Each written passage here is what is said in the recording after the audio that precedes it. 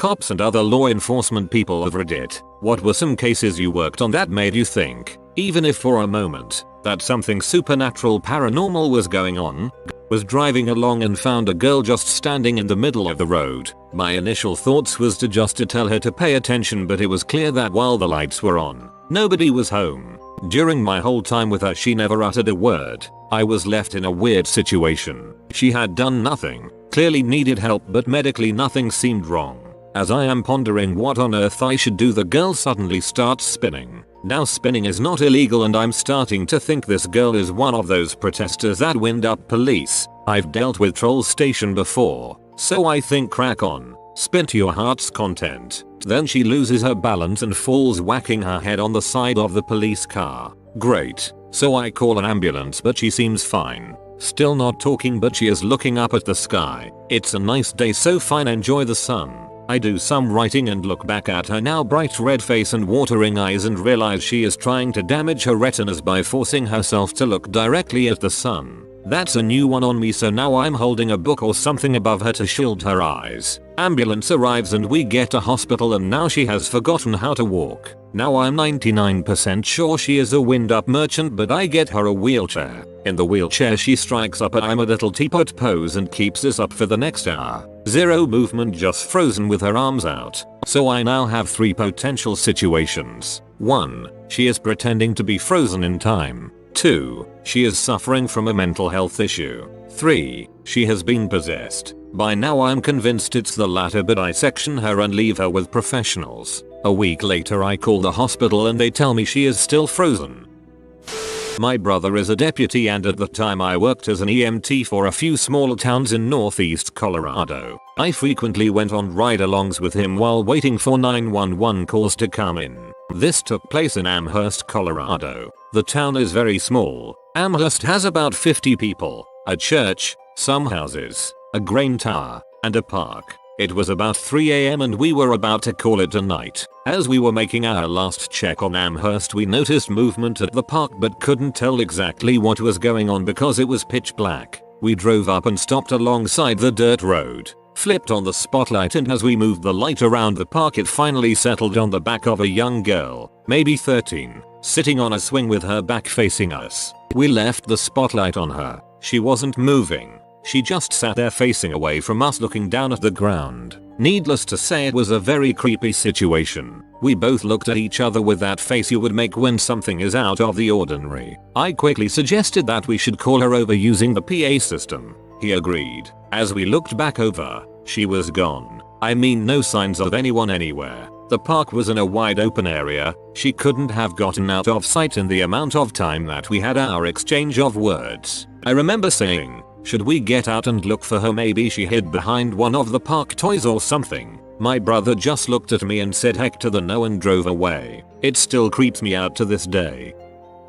Years ago my uncle told us about a woman who would call the police station just about every night claiming that fairies or elves were breaking into her house and stealing her food. As is custom, every time she calls, they send a unit to check on her. My uncle gets it about 2-3 times per week. Every night they stop by her house and reassure her that no one has broken in and calm her down. One night when he gets to the house, she has poured powdered sugar all over the floor to record their tracks, and my uncle says he literally has to do a double take. All over the floor of her kitchen are these little tracks, tiny like nothing he's seen before. His partner starts taking photos and trying to figure it out. A few other officers come in, as most of them had gotten the call to her house too and want to see it. 10 police officers, all completely baffled as to what these weird little prints are. Turns out a possum had babies and they were sneaking into her kitchen for warmth or food. The prints looked so foreign because most of the time baby possums are carried by their mother, not running around. 7 are rounded up and released in a less residential area. Police officer working the desk 1500 to 2300. Fire alarm signal goes off. First shift dispatch is already punched and so she took it. I'm headed out the door to the fire department when 911 rings from the same address. I answer it. No one in the other end. Assume they barely got to call before passing out. I bolt out the back door, hop in a squad car, radio in the 911 call on channel 3 that both police fire can hear and that I'm going directly to the house. Arrive just as another unit shows up. No signs of smoke. No sign of anything. Older woman comes walking up the street pushing a wheelchair with an elderly lady, her mother. They live there and just went out for an early evening stroll before dinner. Tell them what we have going on. Nobody else lives there, and as far as the elderly lady can remember, the alarm was disconnected from the house years ago during some renovations. They don't have any alarm system either, just a couple of smoke fire detectors. We do a walk around the house, get to the back door off the kitchen, and you can clearly see and smell gas. We turned off the gas at the main, set up some fans to air it out, and find a cracked gas line going to the oven. Daughter said she spilled some coffee she was making for their walk and had to move the oven a few inches to clean. Probably broke the line pushing the oven back in. Nothing else in the house is disturbed and both phones are on the hook. Fire chief shows up about 15 minutes into the call. He goes over to the two ladies and gives them both a hug. He's nearly in tears. The elderly lady in the wheelchair. Her husband was the fire chief 60+ years ago for our department. The daughter. Her husband passed away a few years ago. He was also a member of our department. Never believed in ghosts or spirits, but that call made me think maybe people who spend their lives doing good are allowed by some power to look over their loved ones every so often. Crazy old woman called because she heard someone repeatedly banging on her front door and garage door. It's after midnight and I get there, and the house is in the middle of the woods with nothing around for miles. I talk to the lady and she insists I check her large shed out back. So I open the shed door and peek in with my flashlight, and the entire shed is filled with creepy large homemade dolls. They're each probably like 2 to 3 feet tall and sitting upright facing the door. The hair on my neck went up for a minute. I didn't truly believe that something supernatural was going on, but dolls are just really freaking creepy.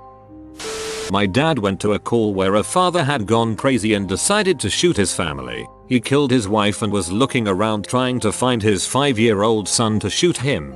The boy had run outside and was trying to hide on the side of the house behind the trash cans. The father eventually found him and point blank emptied nearly a full magazine at the boy. When my dad arrived, they found the boy in shock, hiding right where his dad found him. Not a wound on his body. There were bullet holes in the side of the house all around the boy. When they finally got to question him about it, they asked him what happened when his dad found him on the side of the yard. The boy replied, "The angel was in front of me with a shield, and he saved me. He pushed the gun away from me." I'm a second-generation firefighter. My father spent the latter days of his career as a fire safety director at a massive mental asylum. Our state version of OSHA has to come and do inspections at all facilities. His was no exception, so the OSHA inspectors make their way to an abandoned part of the facility that used to house the criminally insane, the absolute worst of the worst. Serial killers, predators, cannibals, etc. My father left them with keys and a flashlight because the electricity didn't work. The inspectors were radioing back to my father that they kept hearing talking and footsteps, which was impossible. Not even squatters could move around because each section is isolated with locked doors to prevent escape. Eventually, the inspectors give up and actually flee without finishing. My dad decides to stick around and check the alarm boxes. They didn't. As he is checking one of the alarms, he feels as if someone is watching him from down the hall. As he looks, a shadow forms with a head, shoulders, torso but no legs and just 2 holes where there should be eyes. My dad noped the heck on out of there. Since the hospital has shut down, it has been on Ghost Adventures, Ghost Hunters and a myriad of other shows and movies. My dad has been in some of them. Jason from Ghost Hunters called it the scariest place he's ever investigated. Fire M's here. This is not my story. It happened on a different shift. Big captain working overtime with us one day told it to us, and it creeped me out. The captain was on the first due engine company that was dispatched to a residential fire alarm in the middle of the night. Our dispatch protocols require us to send the first due unit emergency to a fire alarm, while the second due engine and ladder company respond routine. We go to tons of fire alarms and 99% of the time they are caused by a faulty system or burnt food, so we usually don't get too worked up over them. Anyways, as they approach the neighborhood they see the orange glow in the distance, and when they get on scene they find a 4,000 square foot house with heavy fire showing on the rear that had already broken through the roof. The call was then upgraded to a working structure fire and more units were dispatched to assist. The captain of the first due stayed on the outside the whole time. So, he's on the outside, in radio contact with crews that are inside fighting the fire. After the bulk of the fire had been extinguished and as operations were winding down, the captain sees smoke inside a second-story window and asks crews inside to go inside the room on the BC corner to make sure the fire hadn't spread to the other side of the house. The crews search for a few minutes and radio back, there's no room there, so the captain is a bit confused, as he is staring at what is clearly a window that is attached to a room of some sort. He relays detailed instructions of where the room should be to the crews inside, and they again advise that they can't find anything. Incredulous, the captain asks the incident commander for permission to go inside of the structure so he can show the interior crews exactly where the room in question is. His request is granted, and he goes inside, walks up the staircase, and walks towards the corner in question. There's no room there, just a hallway with a corner, no doorway, no window, no room. Knowing that there has to be something behind the wall, they breach the drywall and crawl through to find a child's bedroom. The bedroom had a dresser, a desk, and a perfectly made bed that looked as if it hadn't been disturbed in years. For whatever reason, the owners of the home decided to wall off the bedroom and leave it just as it was, untouched and inaccessible. The captain said it was one of the strangest and eeriest things he had seen in a while.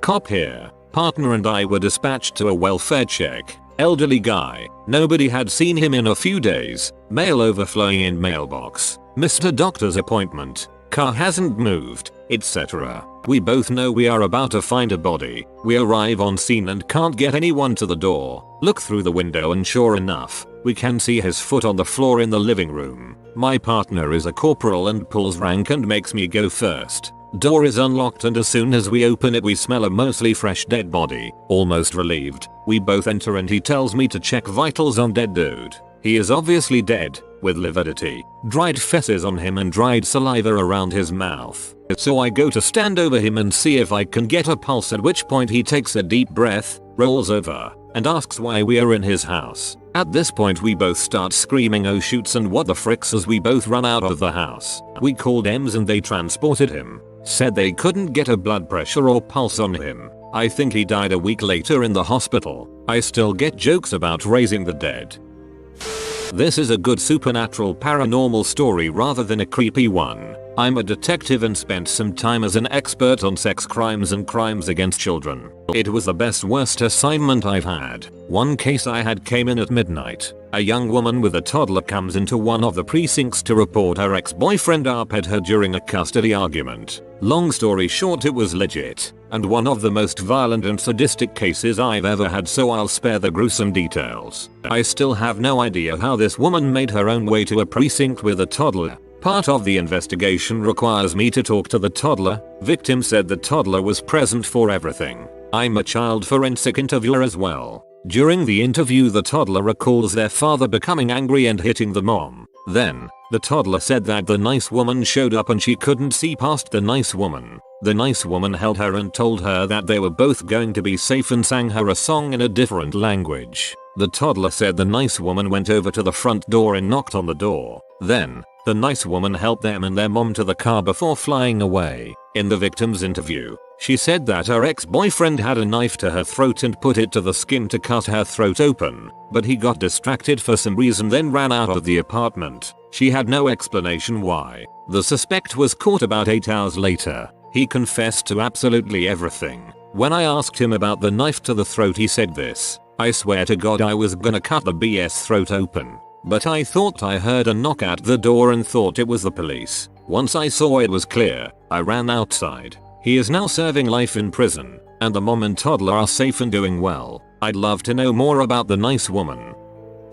My dad was in the police force for 20 years and when we just a rookie, he had to conduct nighttime roadblocks meant to catch drunk drivers. They had done it many times before and this night started routine enough for them. That was until this Toyota Corolla drove up to them with what looked like a white blanket on its roof, flapping in the wind. They thought it was weird but did not see anything amiss about it. One of them even joked that this guy was multitasking by drying his laundry and driving home at the same time. The laugh stopped when the lone car came closer and all of them saw what looked like a woman in white lying face down on top of the car. The woman seemed to slide like a slug backwards until she disappeared behind the car as it eventually came to a stop in front of them. It took a few minutes for my dad's team to recompose themselves as they stared at each other as if to say, "You guys saw that right?" The most senior of them finally stepped up and shot the usual questions to the driver. There was a noticeable quiver in his voice as he made conversation and asked him to step out of the vehicle. My dad's team inspected the whole vehicle, including the boot, and found nothing strange in it. The driver was a good-looking staff sergeant in the army who was heading home from a company event earlier that night and admitted to have had a few cans of beer. He said he laid down in his bunk to sleep it off, hence why he was driving home at that time. It was 4 AM. He passed their sobriety test and they started to ask him if he saw anything weird during his drive. Initially he said no, but after more questioning, he mentioned that he had to swerve to avoid what looked like a bird that was flying upside down. It was spooky but didn't think that was a detail worth sharing with police officers. The senior then told the guide to chill out at a 24-hour coffee shop before heading home. The locals believe that if a malevolent spirit follows you, making a pit stop confuses them so they can't set up shop in your house. After some confusion of his own, the driver finally caught on and nodded in agreement. After the guy leaves, they call into the station and cut the night short. Never knew what happened to the driver, hope he's alright. IQ nurse here. We had a patient that was dying. No family. Around 3 AM the guy started crying and asking why the little girl in the yellow dress was in the hospital. We assure him there is no little girl. He cries even more, saying yes there is, she is at the foot of the bed. Kid you not, the man passed in the next few minutes. Myself and my pod partner blame the hallucination on the meds we were giving him to keep him comfortable. Next night, new patient in the room. She's completely alert and oriented. About 3 AM she hits her call light. She wants to know why the little girl in the yellow dress was outside her room. We told her it was just her imagination from being in a strange place. Not 5 minutes later the guy in the next room goes into full cardiac arrest and unfortunately we can't receive him. Of course we absolutely freak. 2 different nights. 2 different patients see the same thing. All followed by death. You've been visited by the toothpaste man for good teeth and fresh breath. Comment oh fresh. If you are new to the channel, you can subscribe. I publish new videos every day. Until then, check out another video. Or don't. Either way, have a great day you magnificent people.